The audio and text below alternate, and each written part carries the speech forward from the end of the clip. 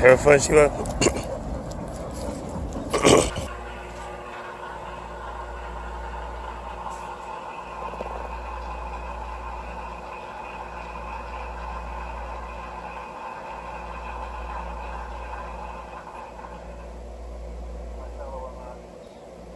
Tonight I speak to you from the East Room of the White House.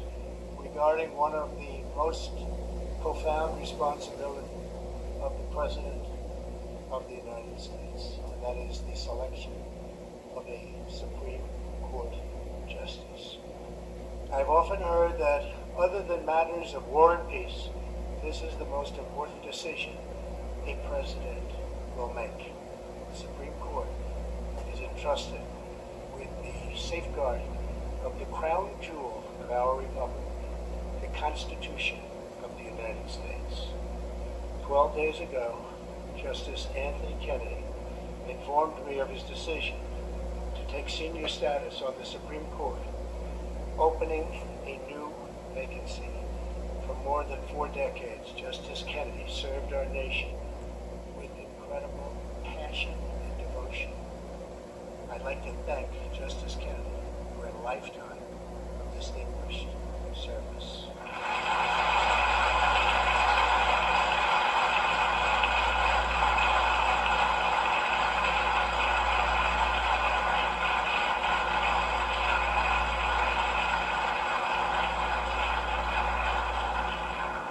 In a few moments, I will announce my selection for Justice Kennedy's replacement.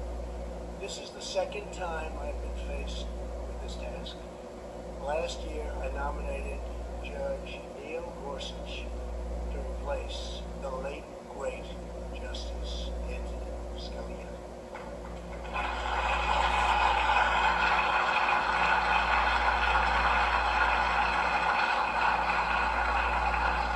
I chose Justice Gorsuch because I knew that he, just like Justice Scalia, would be a faithful servant of our Constitution.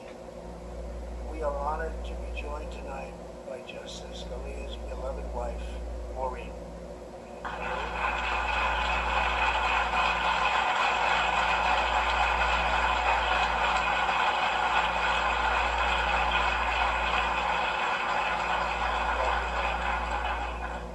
Both Justice Kennedy and Justice Scalia were appointed by a president who understood that the best defense of our liberty and a judicial branch immune from political prejudice were judges that apply the Constitution as written.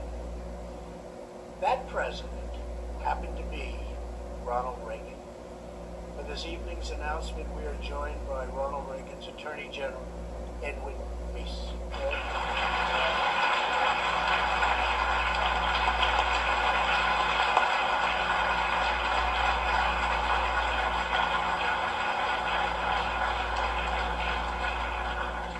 I speak for everyone. Thank you for everything you've done to protect our nation's great legal heritage.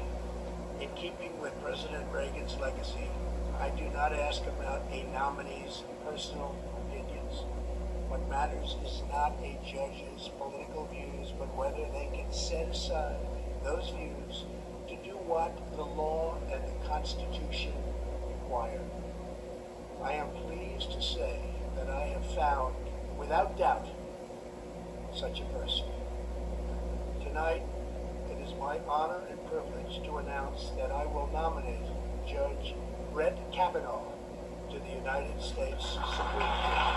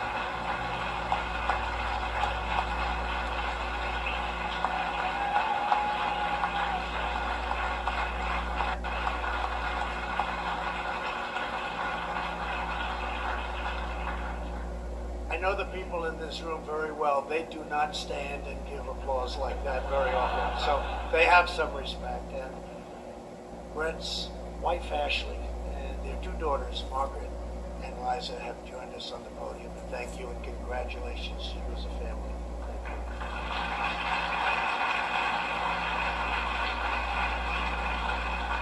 Judge Kavanaugh has impeccable credentials, unsurpassed qualifications, and a proven commitment to equal justice under the law. A graduate of Yale College and Yale Law School, Judge Kavanaugh currently teaches at Harvard, Yale, and Georgetown.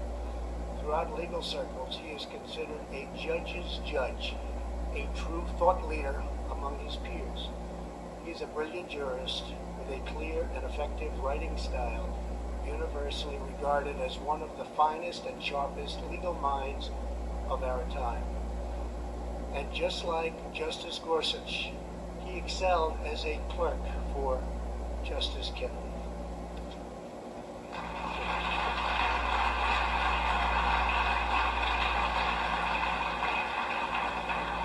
Judge Kavanaugh has devoted his life to public service. For the last 12 years, he has served as a judge on the D.C. Circuit Court of Appeals with great distinction, authoring over 300 opinions which have been widely admired for their skill, insight, and rigorous adherence to the law. Among those opinions are more than a dozen that the Supreme Court has adopted as the law of the land. Beyond his great renown as a judge, he is active in his community.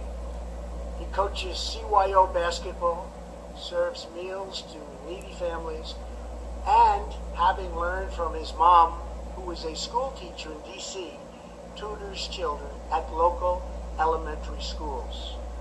There is no one in America more qualified for this position, and no one more deserving. I want to thank the senators on both sides of the aisle, Republican and Democrat, for their consultation and advice during the selection process. This incredibly qualified nominee deserves a swift confirmation and robust bipartisan support. The rule of law is our nation's proud heritage. It is the cornerstone of our freedom. It is what guarantees equal justice. And the Senate now has the chance to protect this glorious heritage by sending Judge Brett Kavanaugh to the United States Supreme Court. And now, Judge, the podium is yours.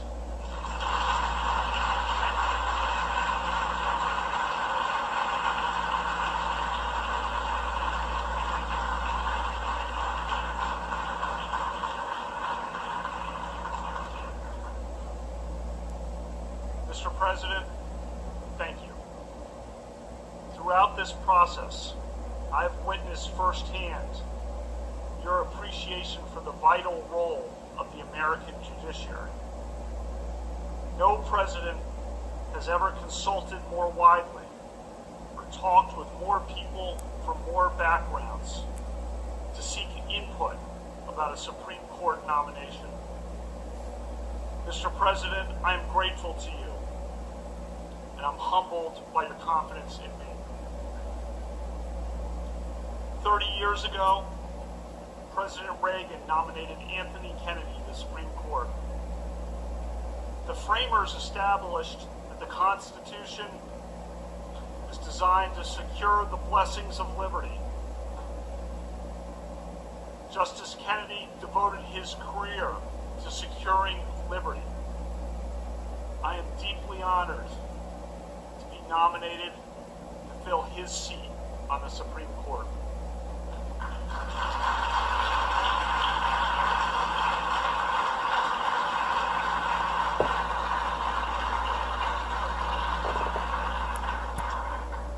My mom and dad are here. I am their only child. When people ask what it's like to be an only child, I say, it depends on who your parents are. I was lucky. My mom was a teacher. In 1960s and 70s, she taught history at two largely African-American public high schools in Washington, D.C., McKinley Tech and H.D. Woodson. Her example taught me the importance of equality for all Americans. My mom was a trailblazer. When I was 10, she went to law school and became a prosecutor. My introduction to law came at our dinner table, where she practiced her closing arguments. Her trademark line was, "Use your common sense. What rings true? What rings false?" That's good advice for a juror and for a son. One of the few women prosecutors at that time, she overcame barriers and became a trial judge. The president introduced me tonight as Judge Kavanaugh, but to me that title always belonged to my mom. My dad went to law school at night while working full-time. He has an unparalleled work ethic and has passed down to me his passion for playing and watching sports. I love him dearly. The motto of my Jesuit high school was "Men for Others." I've tried to live that creed.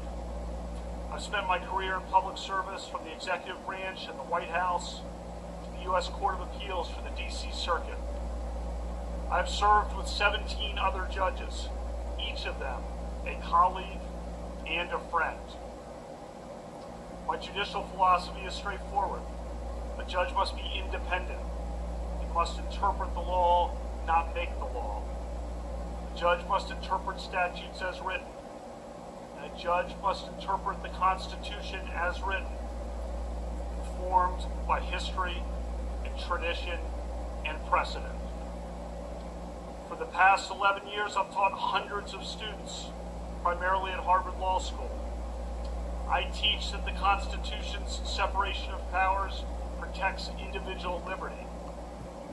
And I remain grateful to the dean who hired me, Justice Elena Kagan. As a judge, I hire 4 law clerks each year. I look for the best. My law clerks come from diverse backgrounds and points of view. I am proud that a majority of my law clerks have been women. I am part of the vibrant Catholic community in the D.C. area. The members of that community